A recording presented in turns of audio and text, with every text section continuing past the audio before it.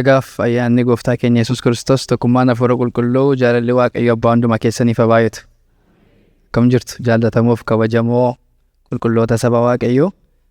Gooftaan na gargaaree fuula keessan dura dhaabadhee dubbii Waaqayyoo akkasitti qooddachuu kootiif nan gammada.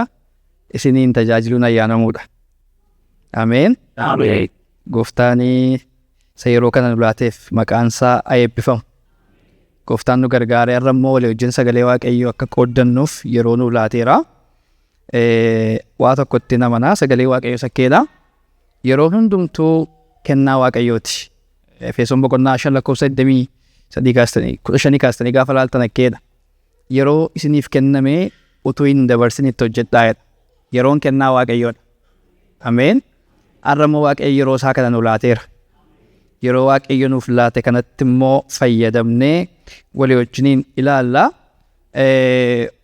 Akkuma argitanii har'a sagalee Waaqayyo walii wajjin ilaallu dhoksaa Waaqayyootti gammaduu waan jedhu walii wajjin ilaalla.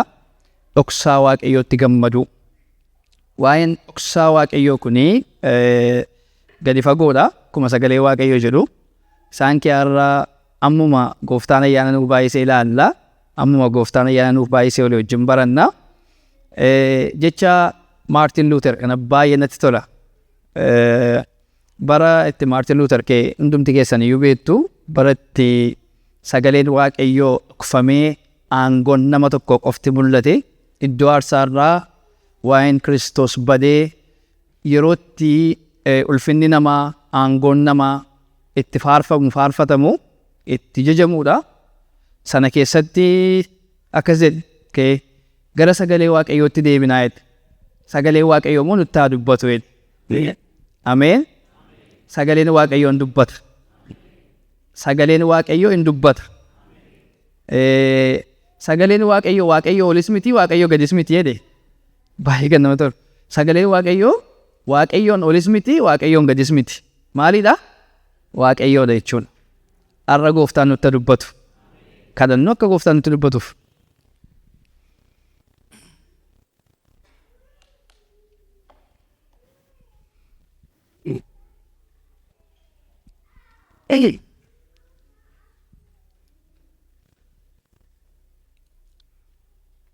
Ati abbaa keenyadha.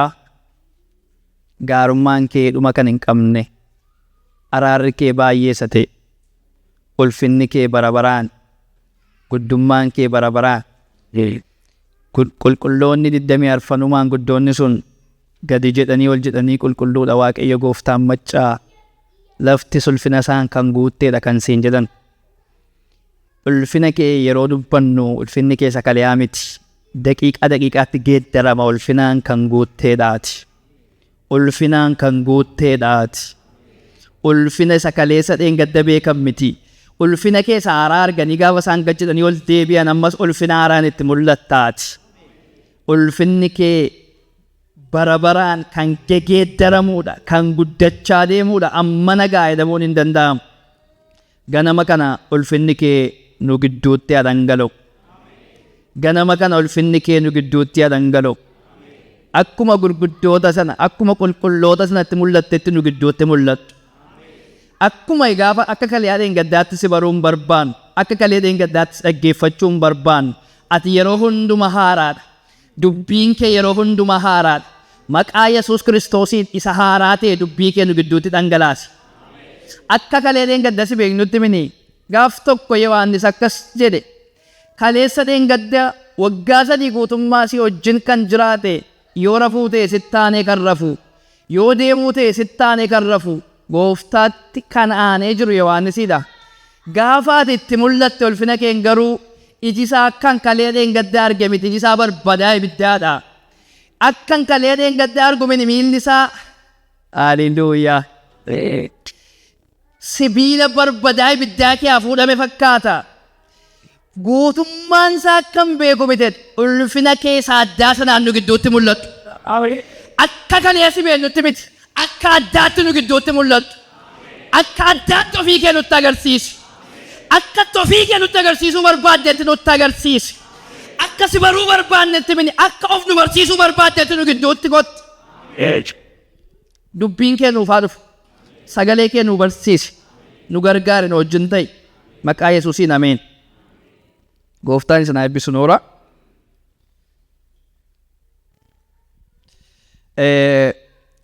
Efesoon boqonnaa 1:9 seeruu dubbifannaa. Namoonni hundumtuu baafattanii ol duukaa yoo dubbifne natti tola. Efesoon boqonnaa 1:9. Hundumti keenya sagalee keenya ol kaasnee dubbifnaa. Warri hin qabne fuula keessan dura jira waan ta'eef dubbifachuu dandeessu.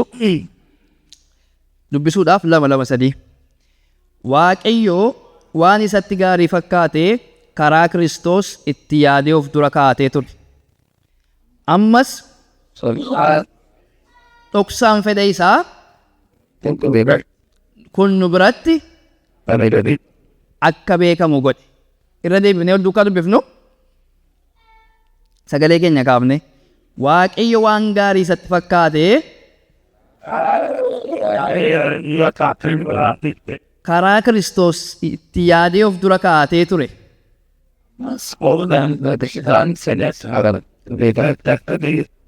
Ammas dhoksaan fedha isaa kun nu biratti akka beekamu godhe. Ameen. Gooftaan isin haa eebbisu. Boqonnaa 3:3 kaasee amma 6 kan jiru nan dubbisa.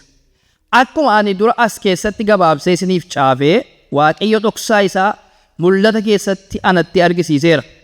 Kana dubbifachuudhaan dhoksaa Kiristoos hubachuu koo beekuu dandeessu. Dhaloota darban keessatti dhoksaan kun ilma namaatti hin argisiifamne. Amma garuu Waaqayyo hafuura isaatiin ergamoota qulqullootaa fi raajotatti mul'iseera. Dhoksaan kunis warri saba Waaqayyoo hin ta'in wangeelatti amanuudhaan wanta Yihuudoonni argatan akka argatan isaanii wajjin bu'aa dhagna tokkoo akka ta'an abdii isa Waaqayyo karaa Kiristoos Yesuus kenne keessas akka hirmaatan gochuuf kan qophaa'ee ture. Ameen. Waaqayyo dhoksaa qaba. Dhoksaaf iccitiin garaagariidha. Dhoksaaf iccitiin garaagariidha. Baay'ee waan wal fakkaatan fakkaatu. Garaagarummaan isaanii garuu iccitiin waan nama lama gidduu jiruudha. Iccitii jechuun waan nama lama gidduu jiruudha. Yookaan nama lama ol yookaan giruuppii xiqqaa tokko keessa waan jiruudha. Kun iccitii jedhamee waan mari'atamuudha. Dhoksaan garuu kan namni qophaa dhokfatee kaa'ateedha. Kan eenyutti iyyuu hin himamne. Dhoksaa jechuun eenyuyyuu beekuu kan hin qabne ofii keessanii kan dhokfattanidha. Har'a namni dhoksaa baay'ee qaba ofiisaa keessaa. Akkuma kanaa Waaqayyo dhoksaa qaba. Dhoksaa kana Waaqayyo eenyuutu hin agarsiifne. Raajota isaattis hin mul'ifne, raajota kakuu moofaa keessatti abboota amantaa warra dhamanitti hin mul'ifne, namoota kamitti illee hin mul'ifne. Dhoksaa godhee maqaa Waaqayyo. Amma gaafa guyyaan isaa ga'utti dhoksaa kana kaa'eeta. Dhoksaan kaa'ame kuni Waaqayyo maaliif dhoksaa kana dhoksennaan maaliif kaa'ennaan namni hubachuu danda'u waan hin jirreef yeroo inni itti hubatamu amma ga'utti Waaqayyo maal godhee dhoksee kaa'e. Namni ijoollee isaaf waa hin dhoksa waa dhoksee kaa'a. Ijoollee waa dhoksee kaa'ata. Maaliif waa dhoksaa? Yookaan ijoollee isaa maaliif dhokfatannaan akka isaan hubachuu hin dandeenye waan beekuuf amma gaafa isaan jabaatanii bakka dhoksaa kana hubachuu danda'aniiru amma gaafa jedhutti amma gaafa isaan beekaniiru deetta manuutti dhoksa. Isa booddee ilaa kana ta'e dhoksaa sana itti himachuudha. Gaafa maal ta'u gaafa ijoolleen sun jabaattu. Akkuma kana Waaqayyoo dhoksaa kana kaa'ee ture. Dhoksaa kana dhoksee ture. Dhoksaan kun hubatamuu kan danda'u hafuura qulqulluu qofaan. Namni dhoksaa kana hubachuu hin danda'u. Hafuurri qulqulluu moo bara kakuu moofaatti akkuma isin beektanii nama keessa buufata osoo hin taane dhufee deebi'a. Oofisii 3 irratti bal'inaan kan inni dhufee mul'atu oofisii raajotaa fi moototaa fi luboota irratti hin dhufasayyuu hin dubbachiisaa hin deebi'a. Keessan ture jechuudha akka bara ammaa kana. Kanaaf iyyuu dhoksaa kana kan isaan hubachiisuu danda'u waan hin jirreef Waaqayyo dhoksaa kana hundumaan kaa'ate. Dhoksaa kana dhoksaa godhee kaa'e. Gaafa yeroon isaa ga'ee Efesoon boqonnaa 1 bakka amma dubbifne Waaqayyo waan gaarii isatti fakkaate kana dhoksaa godhee erga kaa'e booddee yeroon isaa gaafa ga'u amma wanti hubachiisuu danda'u argameera waan ta'eef amma inni isaan hubachiisuu danda'u kennameera waan ta'eef dhoksaan kun kana booddee dhoksaa ta'e itti fufuu hin danda'u. Dhoksaa kun hiikamuu qaba. Haleluuyaa. Dhoksaan kun yeroon isaa gaafa ga'u inni hiikame. Eenyutti? Nuuf dhufee hiikame. Ilaalaa. Raajota gurguddootu jira kanaan dura. Raajonni akka Abrahaamii jalqabdanii raajonni gurguddoon turaniiru. Abboota amantii gurguddoo turaniiru. Kan akka Daani'el fa'aa turaniiru. Kan akka Hisqiyaas fa'aa turaniiru. Kan akka Isaayyaas fa'aa turaniiru. Kan akka Ermiyaas fa'aa turaniiru. Raajota gurguddoodha kan jedhaman. Baay'ee kan isin dhibu utuu Yesuus Kiristoos dhufee hin dhalatin waggaa 700 waggaa 800 dura ta'anii ilaa kunoo durba ulfaa ilma deesse jedhanii kan dubbatan. Dhuguma raajiidha kun. Utuu durbuma ulfaa'ee kunoo ilma deesse maqaasaa jedhanii maqaasaa kan moggaasan eenyummaa isaa kan himan waggaa 800 dura ta'anii waa'ee isaa kan dubbatan waa'ee isaa kan qoran turaniiru. Garuu dhoksaan kun isaaniif hin hubatamu. Waaqayyo dhoksaa amma kana ga'u itti mee garuu waa'ee dhoksaa kanaa Waaqayyo hin dhosse isaaniin. Daani'el fa'aa yoo fudhattanii ilaaltanii jalqabaaf xumura biyya lafaa kanaa guutummaa Waaqayyotti hime.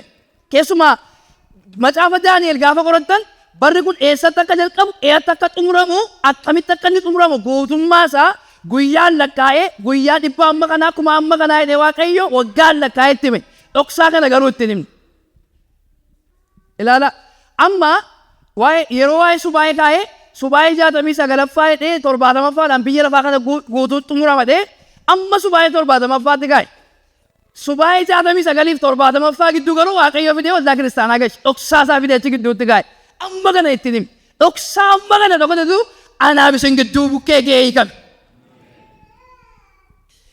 Raajota gurguddoo kan nuyi akka isaanii ta'uun namoota gurguddoo kan nuyi akka isaan utuma dibata amma isaanii arganne hin hawwin. Namoota jiru nama macaafa kiyaa kan akka Eliyaas fa'aa warra ibidda waaqaa buusaa turan warra guyyaa kana amma dhumaatti lakkaa'anii bara akkasiitti biyyi lafaa kun xumuramti warra dan kana hundumaa inni dhokate Waaqayyo anaaf isin bira geeti. Amma dheeyyenna warra dhoksaa koo dhoksuu hin dandeenye Yesuus argameeti. Amma isaan kana dhoksaa koo dhoksuu hin danda'u. Isaan kanatti maa'ii mul'isuu hin danda'a. Isaan kanatti maa mul'isuu hin qabu. Warra kana dhoksuu irraa dhoksaa kana kan isaan hubachiisu irratti dhangalaaseen dhoksaa koo isaanii fiiguu jalqabeeti. Dhoksaan Waaqayyo nuuf fiigameera. Isin warra Waaqayyo bira ga'ee dhoksaa isaa dhokfachuu dadhabeedha. Dhageessaniittu warra Waaqayyo nu bira ga'ee dhoksaa isaa dhokfachuu dadhabe. Nu bira ga'ee warra Waaqayyo dhoksaa isaa sana hiikee dhalanii. Kanaaf dhoksaan kun maal akka ta'e qabxii gurguddaa sadiidhaan inni ilaallaa. Dhoksaa kana gaa Waaqayyo amma hin danda'ama gaafa dhee saba isaa kanaaf warra hubachuu hin danda'u. Kanaaf akka isaan hubachuu danda'aniif hafuura qulqulluu irratti dhangalaaseeti saboonni dhoksaa isaa eeguu jalqabe. Utuu gara dhoksaa kanaatti hin galin dhoksaan kun mul'achuu isaatii fi isa jalqabaa kan gammade Yesuus Kiristoosidha. Kan galateeffate isatti. Lukaas 10:21. Dhoksaan kun mul'achuu isaatti kan itti gammade Yesuus Kiristoosidha. Yeroo sanatti Yesuus hafuura qulqulluutti gammade yaa abbaa gooftaa waaqaa fi lafaa isa kana warra ogeessotaa fi hubattoota jalaa dhoksite wallaalotatti waan mul'ifteef sin jajadha. Eeyyee yaa abbaa isa kanatti gammaddeetta jedhee ameen. Dhoksaan kun immoo warra akkamiif galannaan gooftaa rakkeeti.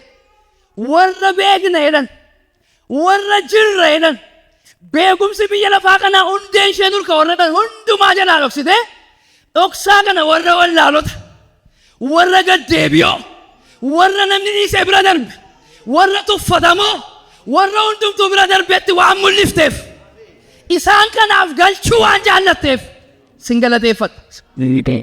Eeyyee yaa abbaa isa kanatti ati gammaddeetta. Haalelluuyaa. Dhoksaan kun kan inni galuuf warra jireedhan miti isaan bukkeen darbe ammayyuu warri nuyi beektoota jedhan jirranii warra dhan ammayyuu barbaadaa jiru biran ga'een jiru warra wallaalota warra isaan tuffatan sana warra isaan bira darban sana warra isaan warri kun tuffatamoo jedhan sana isaan bira dhageeti Waaqayyo dhoksaan koo inni baroota darbe bara baraa darbe keessa inni ture bara baraan yaada koo keenya ture bara baraan inni qabadhee ture kun bara baraan inni dhaqee ture kun kana fakkaata eeguu fi jalqabe.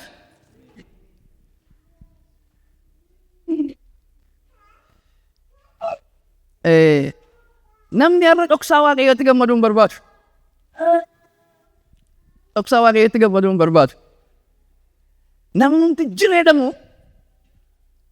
jireedhamu aangoo xiqqoo qabu iccitii wayii dhoksaa isaa wayiitu nutti mate akkam gammanna. Waaqayyoo mootii waaqaaf lafaa isa ta'e dhoksaa isaa nutti haasaate. Dhoksaan kun maal inni? Tokko dhoksaan kun wangeeladha. Dhoksaan kun wangeeladha. Dhoksaan kun wangeela. Wangeelichi immoo Kiristoosidha. Galaatiyaa boqonnaa 1:16 keessa yeroo fi jaallatettis warra saba isaa hin ta'in gidduutti isuma wangeela godhee akka lallabuuf ilma isaa kana yommuu anatti mul'isee ani duraan dursee mareedhaaf gara nama foon uffatee hin dhaqne. Yeroo fi jaallatetti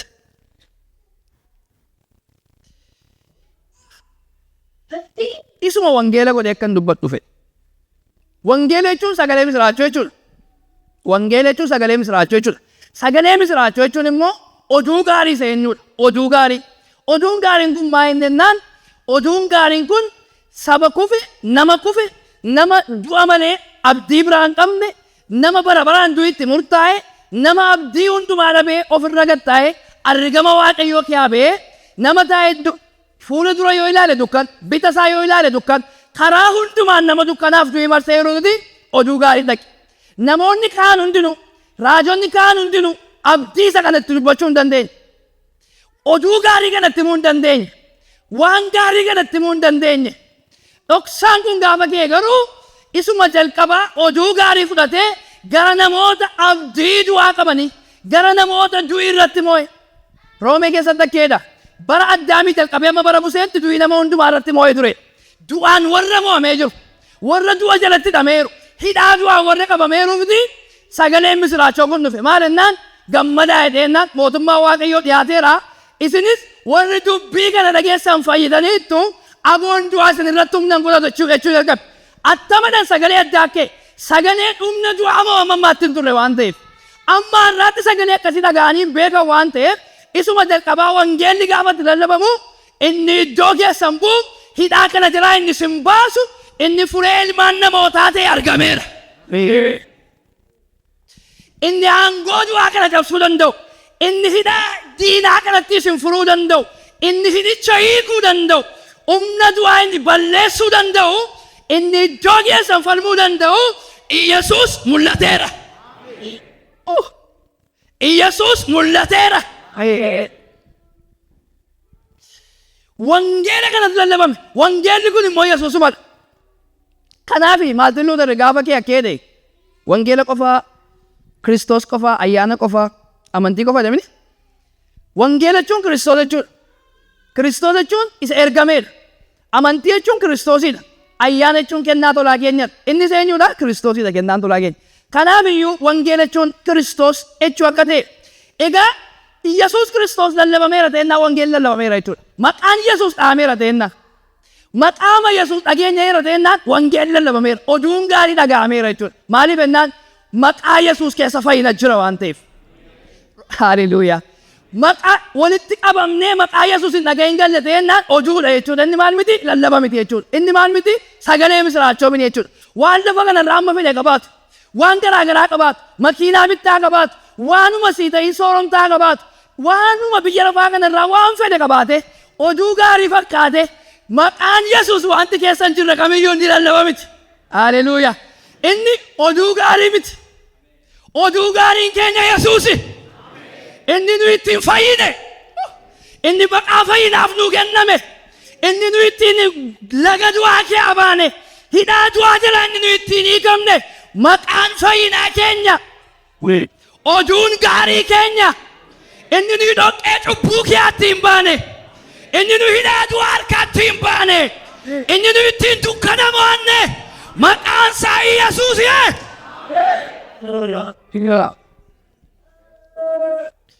Oduu gaariidha inni. Lubbuu keenyaaf kan barbaachisu. Oduu gaariidha inni. Isa nurratti moo'e isa garagalche. Haleluuyaa. Kanaaf isuma wangeela godhee kan dubbadhuuf. Wangeelichuma kana. Sagalee misiraachoodhuma kana.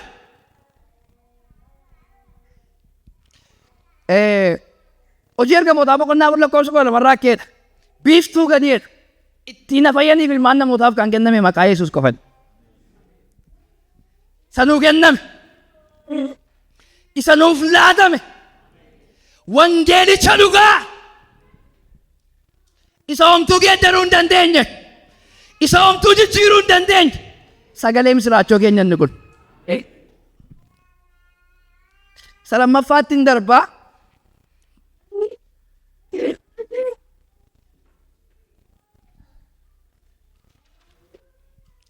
Inni lammaffaan dhoksaa mul'ate kun maqaan keenya Waaqa irratti barreeffamudha.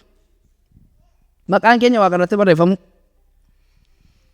Ammas Luqaas boqonnaa 20 boqonnaa 10 lakkoofsa 17 kaasee seeru nan dubbisa.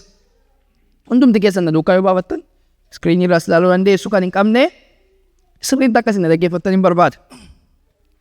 Jarreen 72 guddaa gammadaa deebi'anii dhufanii yaa gooftaa maqaa keetiin yommuu isaan abbooman hafuuronni namoonni iyyuu nuuf abboomaman jedhan. Yesuus immoo deebisee seexanni akka bakakkaa Waaqa keessaa bu'utti utuu inni kufuun arge. Ani kunoo marrataan torbaan qabaan aangoo diinaa hundumaa irras ejjechuu akka dandeessaniif gooftummaa isiniif kenneera. Omtinus isin hin miidhu. Haa ta'u iyyuu malee hin xumurre iddoo kanatti gooftummaa isinii kennameera. Marrataan rakkisne ejjettan godheera. Waan hundi isin miidhu hin jiru. Waan hundi biyya lafaa kana miidhuu isin miidhuu hin danda'u. Aangoo guddaa kana isinii kenneera deemaan jedhu. Haa ta'u iyyuu malee hafuuronni namoonni isiniif abboomamuu isaaniitti hin gammadinaa. Maqaan keessan Waaqa irratti waan caafameef guddisaa gammadaa malee isaaniin jedhe.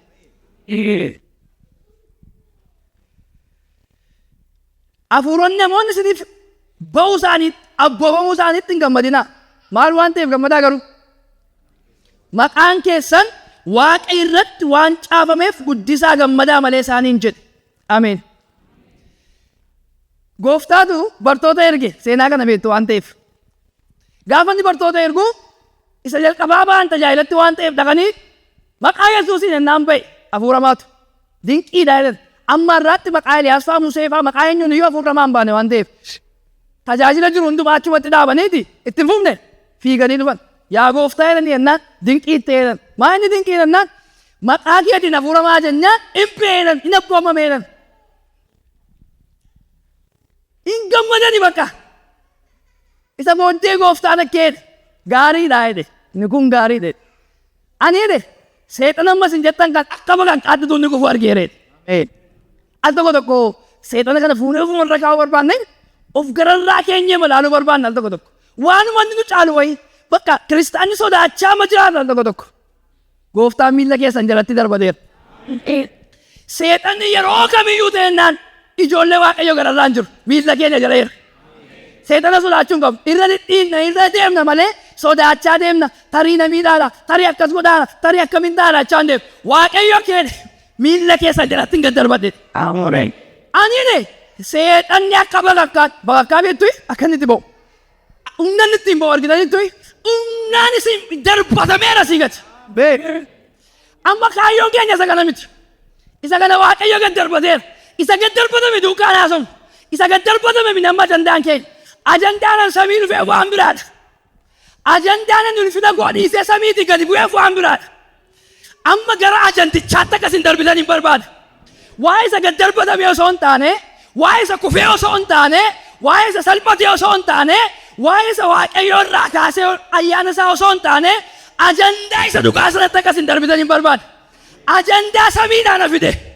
Ajandaa ulfina koo na dhiisise. Ajandaa tokkotu jira isatti darbuu keessan hin barbaade. Maal jennaan kan isin itti gammaddan jedhe maqaan keessan Waaqa irratti caafamuusaaf.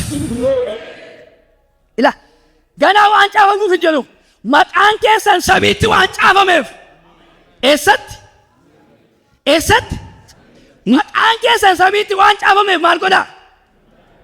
Amma hin gammaddu yoo taatani maqaa keessan samiitti ilaalaa gammadaa. Ajandaan ani dhufeefi maqaa keessan samiitti barreessuudha. Isa kana moo godheera.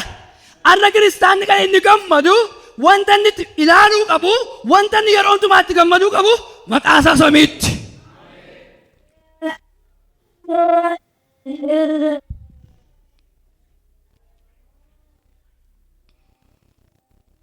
Hallelujah.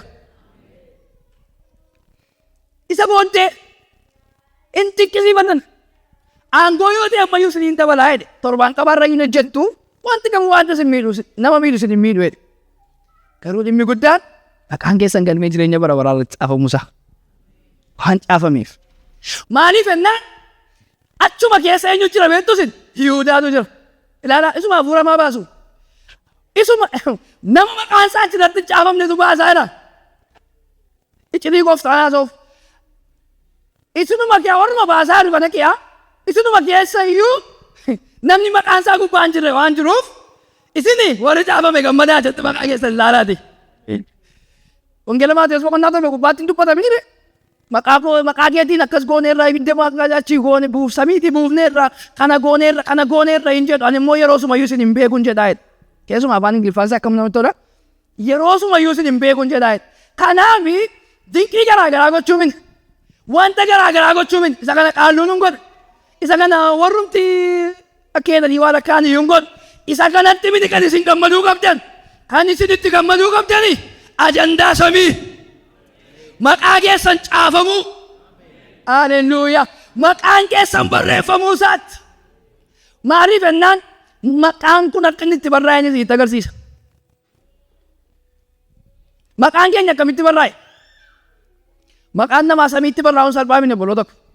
Tola ta'ee yoo nuu kenname yoo tola miti kan inni ittiin barraa'e. Akkaataa inni ittiin barraa'e. Ba'uu boqonnaa 28 dhannu.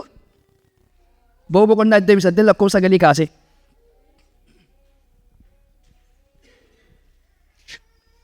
Nan dubbisaa namoonni numtoo akkana duukaa dubbistan nan barbaada. Baafadhaa. Ba'uu 28 9. Atis dhagaa gati jabeessa Sardaanoks jedhamu lama fuudhiitii maqaa ilmaan Israa'el isaan irratti qirixi. Dhagaa isa tokko irratti maqaa nama ja'a. Dhagaa isa kaan irrattis maqaa warra hafanii ja'an akka toora dhaloota isaaniitti qirixi. Akkuma namni dhagaa gati jabeessa irratti hojjetu mallattoo irratti keessa galchee qirixu.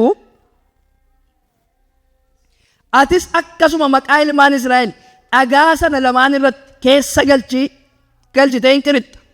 Dhagaa sana immoo xiyyoo warqee daraaraa hidhaa furgaasaa fakkaatu hojjettee ittiin galchita.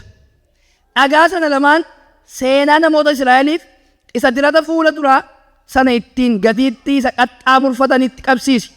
Aaroon immoo ittiin yaadachuudhaaf gatiittii isaa lamaanitti maqaa isaanii Waaqayyo duratti abaatu. Ati xiyyoo warqee daraaraa hidhaa furgaasaa fakkaatu hin hojjetta. Diraa warqee qullaa akka funyootti micciirame lama hojjettee diraa isa akka funyoo sanas xiyyoo daraaraa hidhaa furgaasaa fakkaatu sanatti hin qabsiiftaa. Ameen. Waaqayyootu Museedhaanii akkaataatti luboonni dhiyaachuu qaban itti hima. Waa'ee lubootaatu haasa'u sabinni itti haasa'u kun saba mati jabeessa. Saba Israa'el. Biyya Gibxiitii erga baasee booddee rakkina Waaqayyoon hin rakkisan. Musees hin qoran Waaqayyoon hin qoran. Hin rakkisan Waaqayyoonis. Sabi kun abboomamuu hideera. Yoo barbaade bishaan hin dheebota waan ta'eef bishaan kennaaf Waaqayyo. Ofumaa nu baaftee ammas Waaqayyoon. Achii ba'anii guyyaa 3 booddee dinqii Waaqayyootuma arganii akkatti Waaqayyo isaan baase beektu waan ta'eef. Sana hundumaatu arganii guyyaa 3 booddee guungummii isa jalqaban Waaqayyoon abaaruu isa jalqaban itti fufan. Maal jennaan isuma guyyaa 3 booda galaana diimaa gaafa buqqee gaanii ofumaa nu baaftee buqqee nyaachuu wayya achii jedhan. Achi iddoo waadaa qabnaa jedhan. Waaqayyo addaan illee dabarse. Hin beelofne jedhan. Mannaa waaqa irraa harcaase. Foon qajeellee jedhan. Foon kenneef Waaqayyo. Hin dheebonne jedhan. Dheebuu kenneef. Kana hundumaa keessatti Waaqayyoon lolaa deemu. Utuma dhanii gaafata Waaqayyo utuma kennuufi waa isaan barbaadan hundumaatuma dhiyeessuufi Waaqayyo irratti gaafa.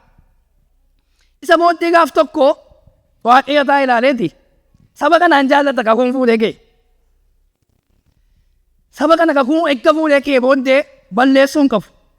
Kanaafiyyuu amma waa tokko bakka dadhabina isaanii kana hirrina isaanii kana ilaaluun barbaanne Waaqayyo. Yaa Musee waan tokko godheeti. Amma dhagaa Sardaanoksi fuudhiiti. 2 fuudhee dhagaan kun dhagaa gadi jabeessa. Dhagaa gadi jabeessa kana irratti akka toora hidda isaaniitti nama meeqa isaanii saba Israa'elii nama 12 saba 12 jechuudha. Nama 12 qoodii maqaa warra jalqabaa ja'an isa kanarratti xaafi. Ja'a isaaf immoo dhagaa isa tokko irratti xaafi jedhe.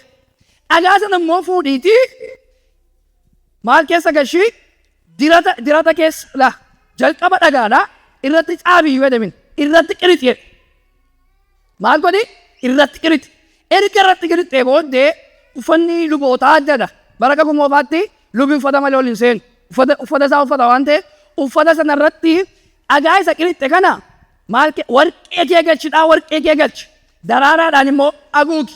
Ergasii booddee yeroo hundumaa immoo Aaroon gaafa iddoo argama kootti dhiyaatu ittiin yaadachuuf akka ta'utti isa diratu sana irratti dhagaa sana lamaan gamaa gamanaan baatee dhaabata fuula Waaqayyoo dura jechuudha. Akka itti baatee dhaabata. Maqaan nama jaasiin jira. Maqaan nama jaasiin jira. Kanaaf iyyuu ani immoo yeroo hundumaa isa ilaalaa jedhe. Ilaala. Agichi Kiristoosiidha. Maqaan immoo irratti xaafame min keessatti qirixame. Haleluuyaa. Warqeen isa qulqulluudha. Ja'a yeroo hundumaa dadhabina agarsiisa. Ja'a jechuun lakkoofsi ja'a macaafa qulqulluu kee dadhabina agarsiisa. Maaliif guyyaa ja'affaadha namni kan inni uumame lakkoofsa ja'a jechuun dadhabbii jechuudha yookaan nama bakka bu'a. Amma 666 jechuun waama cimaa godhanii al tokko tokko ilaalu. Dadhabaa jechuudha. Ja'a jechuun dadhabaa innis nama jechuudha. So kanaaf iyyuu warra dadhaboo kana ilaala. Namni inni dadhabaan guyyaa hin xiraate waan ta'eef ja'an isaanii maqaa isaanii eessisaa fi isa tokko immoo eessisaa fi 12 gargaareetiif warruma dadhaboo kana warruma narratti ka'an kana warruma waan hin jedhe guutuu dadhaban kana warruma waan garaa garaan dadhabaa deeman kana warruma dubbii koo eeguu dadhaban kana dadhabbii isaanii arguun barbaadu. Hirrina isaanii arguun barbaadu. Amma kana booddee isa qulqullaa'e isa qorame rakkina hundumaa keessa darbe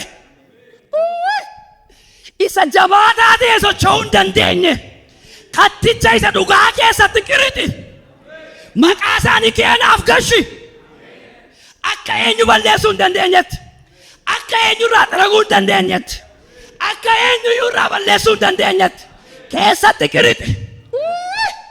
Eegga qirixxe immoo egguma qirixame iyyuu kan hin arguu barbaadu isaan miti maqaa isaanii miti. Maqaa isaanii sana kan dhoksu warqeessa qullaan cuqqaali.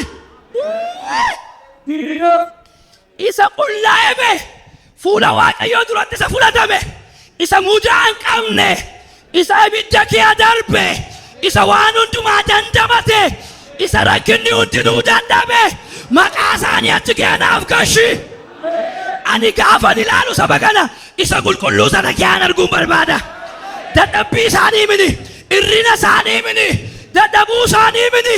Mudaa isaanii miti. Isa mudaa hin qabne keen ilaaluu barbaada.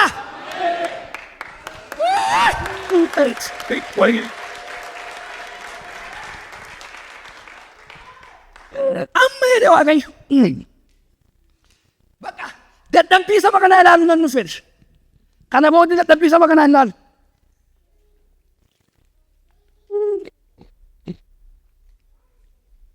Kanaaf iyyuu maal gochuun qaba de kan qirixamuuf hin kaaseedhe kattichan qirixa. Utuun barreeffame ta'e ilaala. Utuu irratti barreeffame ta'e katticha irratti abbaa barbaade dhaqee irraan jiraata rakka. Bokkaan roobee irraa balleessa maqaa keenya barbaadu amma akka inni baduu hin dandeenyetti qirixeedhe gooftaa. Haleluuyaa. Isaayyaas boqonnaa 53 yoo isin deebise hindi akka keenya hin baate madaa'uu isaatiif fayyineedha. Ilaala inni qirixame kun hin dhufe yeroon kee gaafa dhufu qirixameeti madaa'eeti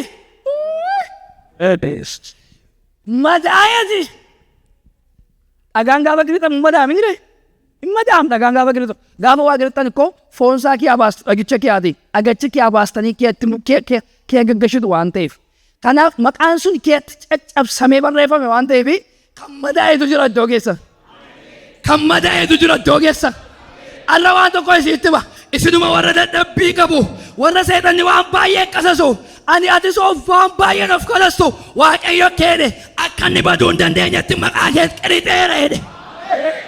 Dadhabina keemin isa siif qullaa'e. Dadhabina keemin isa siif dhiige. Dadhabina keemin isa siif waan hundumaa kee darbe. Dadhabina keemin isa siif ibidda hundumaa danda'e. isa ibiddaan qoramee darbe isa mudaa hin qabne kee maqaa keessan gashiree Waaqayyo. In gammaddu yoo taatan isa kanatti gammadaa. In gammaddu yoo taatan maqaa keessan samiitti ilaalaa gammadaa. Inni kun dhoksaa bara baay'eef tureedha. Waaqayyo warra maqaa keenya samiitti saafeere. Hallelujah.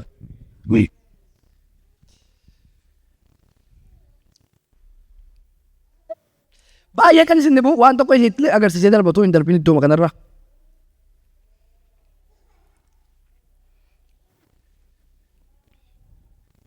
Guyyaa dhumaatti jedhama caaf. Macaafota banamaa jedha. Mul'ata boqonnaa 20 lakkoofsa 12 dubbisa ariifadhe.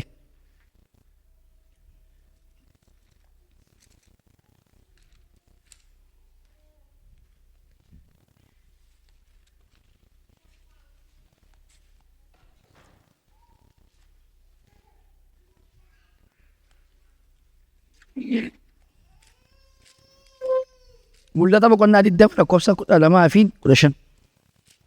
Amma walitti uftanii dubbifachuu dandeessu isin yeroo koof jecha irra darbeen dubbisa.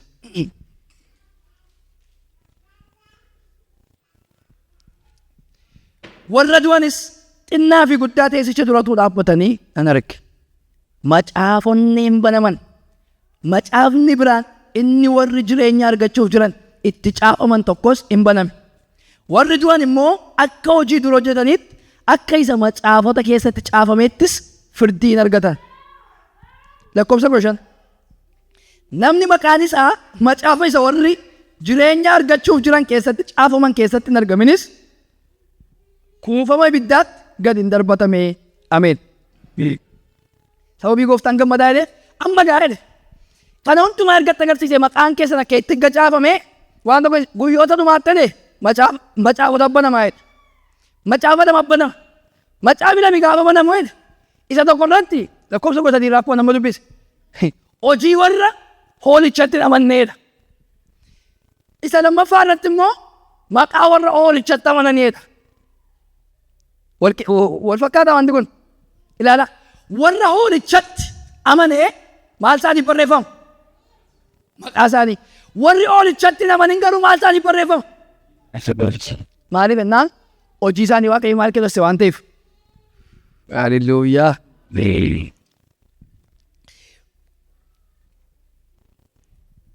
Warri maqaan isaanii galmee hoolichaa irra hin jirre. Warra itti amanan kanaaf maqaa isaanii itti barreeffame. Hojiin kan barreeffame yennaan kan gooftaaf barreeffame. Hojiin kan barreeffame yennaan kan Yesuusti barreeffameef. Ofii guutuu hin danda'a waan ta'eef. Hojjennee fiit gochuudhaan hin dandeenyeef maqaa keenya barreesse. Haleluuyaa. Ila hojiin hojjeteeti. Hojiin hojjete maqaatti barreeffadhaa jedhe. Qormaata Waaqayyo baase Waaqayyo qofti yoo deebise malee namni deebisu hin jiru.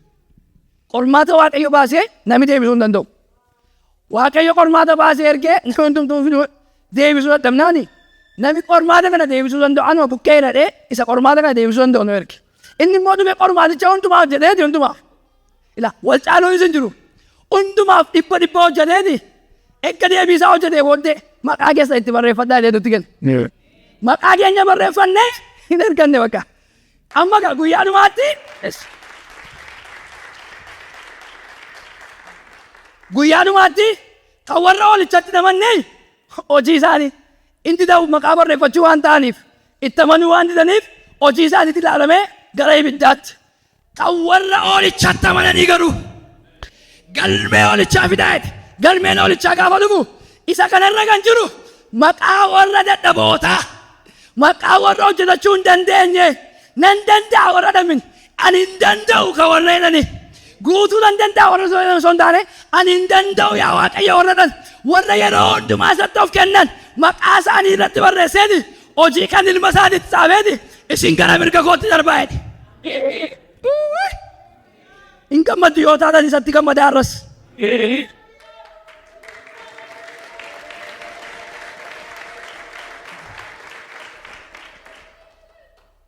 Isa dhumaa qabxii sadaffaa ariifadheen dubbadhaa. Kara deemtu ta'uu keenyadha. Kara deemtu ta'uu keenya. Ibroota boqonnaa 11 lakkoofsa 13 kaasee seeru nan dubbisa. Jarreen kun isa abdachiifaman yoo hin fudhanne ta'an iyyuu amantii isaanii utuu hin dhiisin du'an.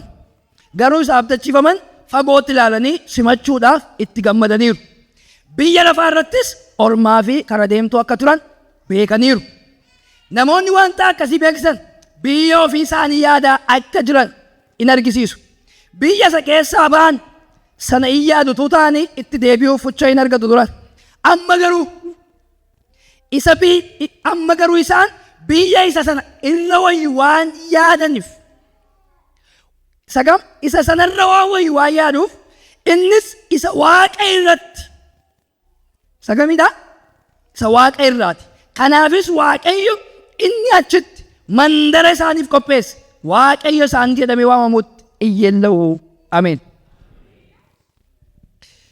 Dhoksaan kun inni biraan maa inni yoo ta'an nama kamiifuu kan hin himne dhoksaan waa'ee waldaa kiristaanaa keessatti nuu galuu wanti qabu warra kaaniif kan himne waldaa qofaaf kan himne biyya lafaa kana irratti kara deemtuudha nuyi.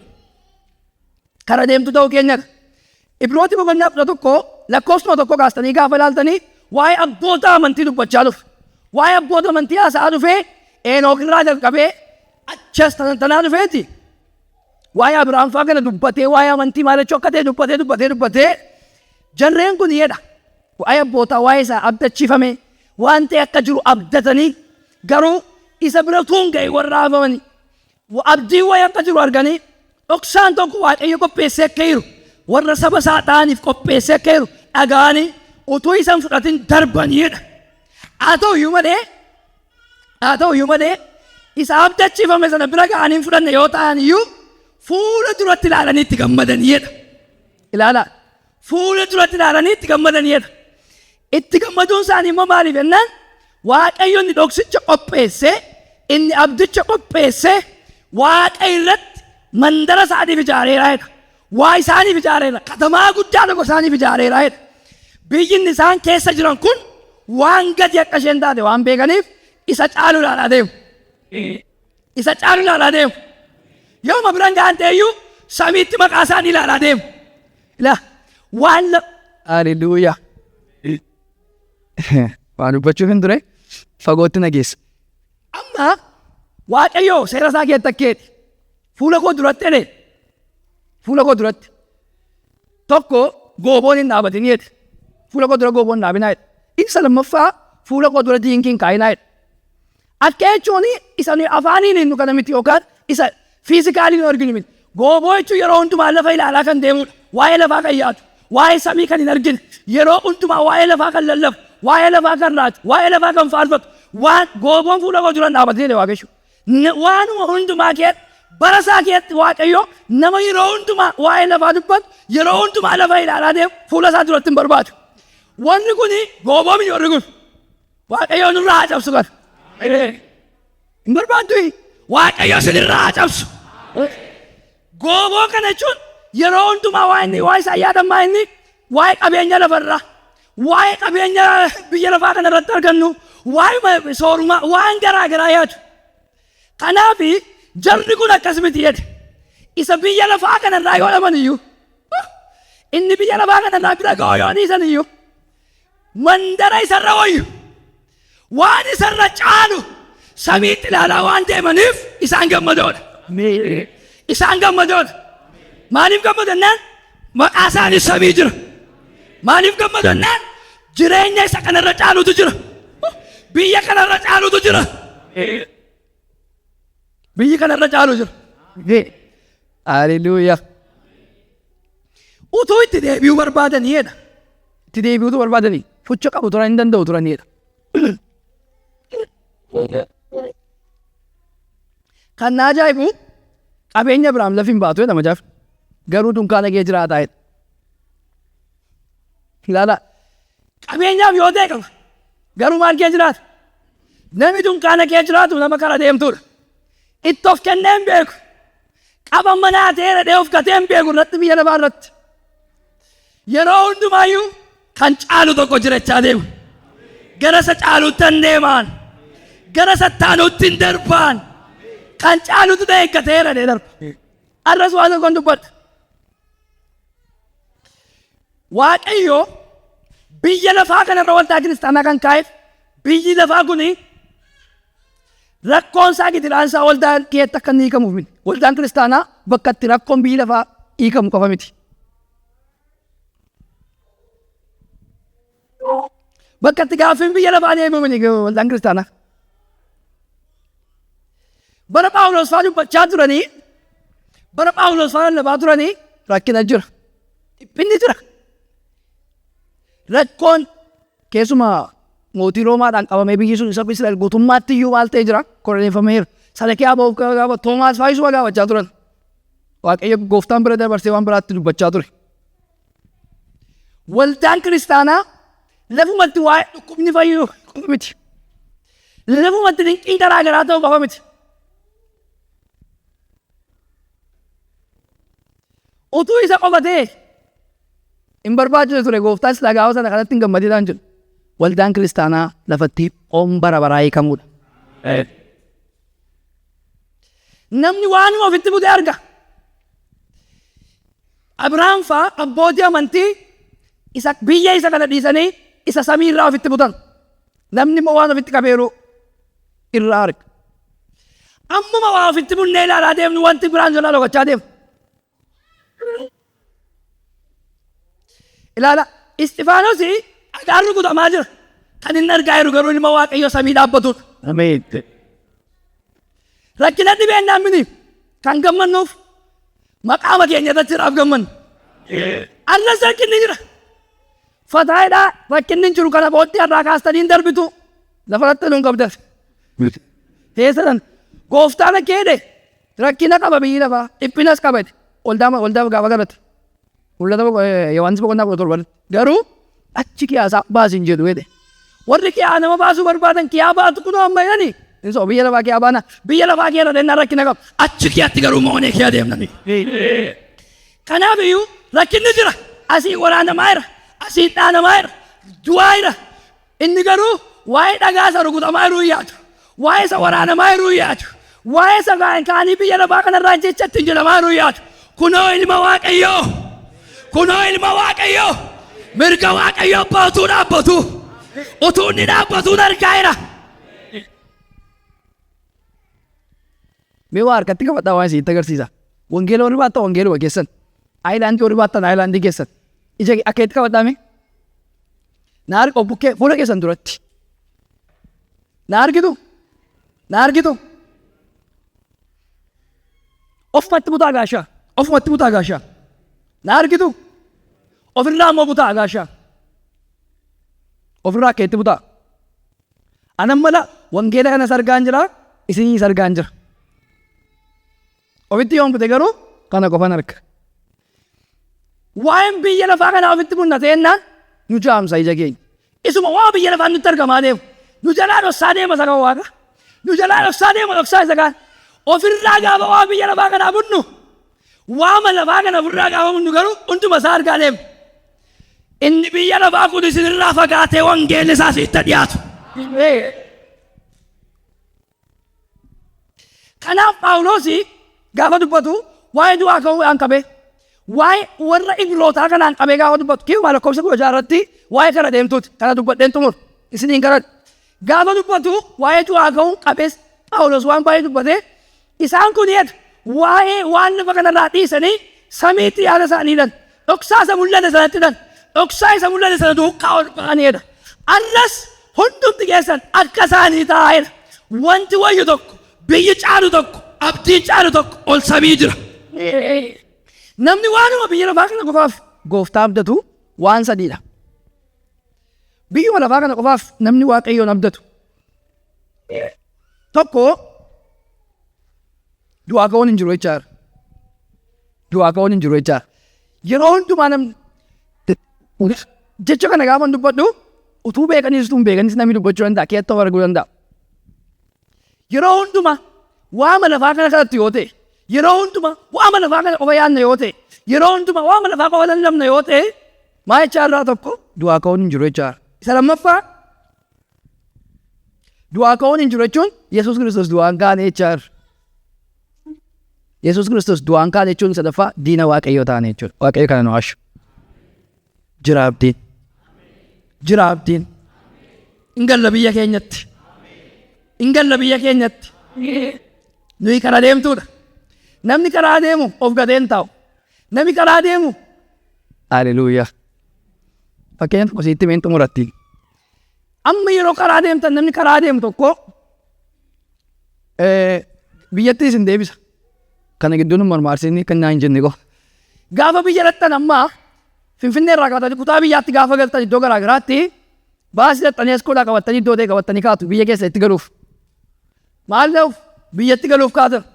Gaafa biyyatti galuuf kaatanii inni adeemtu amma baqqaa biyya koo geeraa uffee baasii galtanii bakka lafa yaade amma geeran jettan. Namni baasii kee dheerubee jira. Bakka kadhachaa baraanurraa qabi nu gargaareechaa sitti laanneechaa deemu. Karaa deemuu waan baay'ee qaba. Dhukkuba qaba. Garaachaan nama dhukkuba vomit gochuun jiraachuu danda'a. Garaan raafamuu qaba. Adeemsi gara gadi bu'uu qaba. Adeemsi gara ol ba'uu qaba. Adeemsi gara dadarbannaa qaba. Adeemsa garaati. Dhufaan jirachaa bilbilaa. Warra biyyaan dhufaan jira. Bakka amma siitti dhiyaanneerra. Obboloota warra biyyeedhaniin dhufaan jira jechaa deema namni karaa deemu. Arras nuyi karaa deemtoota. Dhufaan jira jechaa. Obboloota keenya warra samiin. Qulqulloota keenya warra samiin. Dhufaan jira.